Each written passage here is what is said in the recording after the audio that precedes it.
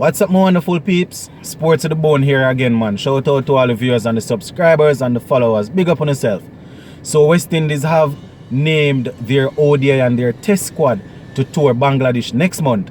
And I must say that the team or the squads are looking really fresh, if you want to put it that way, because majority of the first team players have pulled out of the tour. You know, they have declined the invitation to tour. And we are talking about players such as Captain Jason Holder, Karen Pollard, Darren Bravo, Shemar Brooks, Rastan Chase, Shemran Hetmeyer, Nicholas Pooran and Shea Hope. And they have all cited the pandemic as the major reason why they have pulled out of the tour.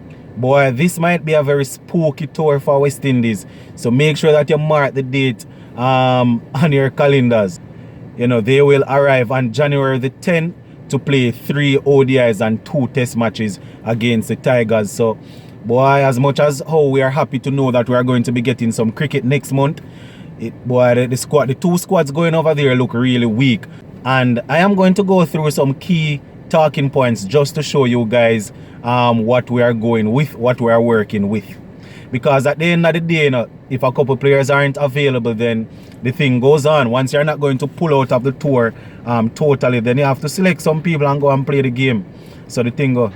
So first things first, Craig Brathwaite will be captaining the test team, and he will be supported by Jamaican Jermaine Blackwood as the vice captain. And as we all know, Blackwood would have come in for some very good form over the last 2 series, you know, over there in England and the tour that recently finished of New Zealand. He was one of the brightest sparks that actually participated in those 2 tours.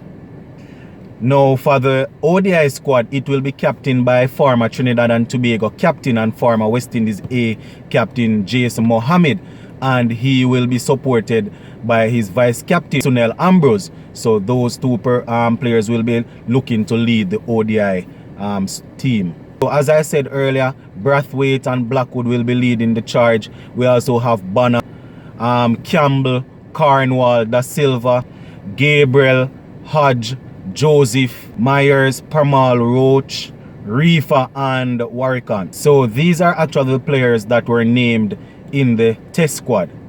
So hopefully some of these youngsters that will be getting the opportunity will be able to go over there to grab it with both hands and will be able to make a name for themselves. Now I'll be paying extra attention to our wicketkeeper Da Silva, because in the last tour of New Zealand he looked really solid, look as if he's business-like, know what he's about, you know when to play shots and stuff like that. So I'll be looking out for Da Silva. Also I'll be looking out for somebody like a Nkrumah Banner, who has always been in and around the West Indies setup.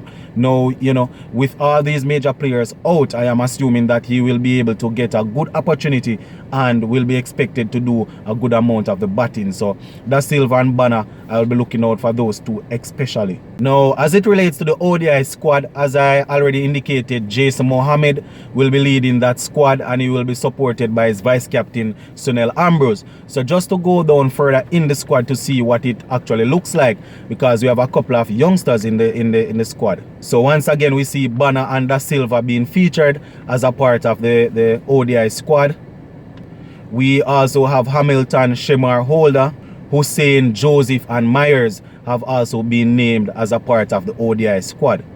We are also going to be having McCarthy, Atty and Powell being a part of the squad. We are also going to be having Reefa, Shepherd and Aiden Walsh Jr.